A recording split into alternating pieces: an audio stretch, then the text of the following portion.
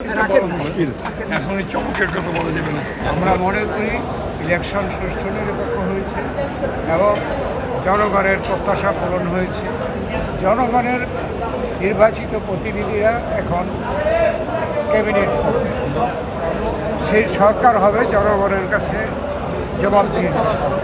ক্যাবিনেটে আমার বিশ্বাস কারা জায়গা পাবে এটা কিন্তু নির্ণয় করা যায়। আমরা যে বিএনপি থেকে পুরা দেশে যে প্যানেলটা দিয়েছিলাম, এখানে আমাদের মতো বৃদ্ধ ছিল, মধ্যবয়সী ছিল, ইয়াং ছিল, অভিজ্ঞ ছিল, তারুণ্যের বিকাশ ছিল। এখন সেই কম্বিনেশনই তো নির্বাচিত হয়েছে এবং সেভাবে আমরা মনে করি আগামী ক্যাবিনেট বয়োবৃদ্ধ, অভিজ্ঞ, যোগ্য, ইয়াং, তারুণ্যের ধ্যান ধারণা বহনকারী ব্যক্তিরাই নিয়ে ক্যাবিনেট।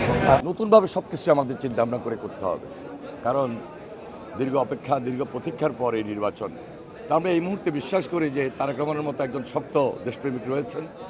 তিনি ওনার দায়িত্ব থেকে এই কঠিন কাজটুকু আমাদের সবাইকে নিয়ে চ্যালেঞ্জ আকারে গ্রহণ করেছেন এবং করবেন। নেতা বিএনপির চেয়ারম্যান জনাব তারেক রহমান আগামী দিনে কি ক্যাবিনেট ফর্ম হবে তিনি তার সহকর্মীদের নিয়ে করবেন।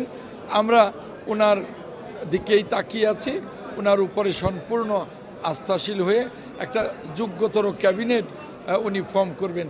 এটাই এর বাইরে যাওয়ার সুযোগ যদি হয় তখন দেশের জন্য কি করব সেটা সকলে মিলে বসে আলাপ আলোচনা করে সেটা তৈরি করব। তবে একটা কথা বলতে পারি যে জীবনের রাজনীতিতে সারা জীবন অত্যন্ত স্বচ্ছতার সাথে চলেছি। আল্লাহ যদি মেহেরবানি করেন, আমার চেয়ারম্যান যদি আমাকে ক্যাবিনেটের মেম্বার করেন, অত্যন্ত স্বচ্ছতার সাথে দুর্নীতি মুক্তভাবে আমি আমার ক্যাবিনেট চালানোর চেষ্টা করব, যদি আমার মাননীয় চেয়ারম্যান মহোদয় আমাকে ক্যাবিনেটের সদস্য করেন।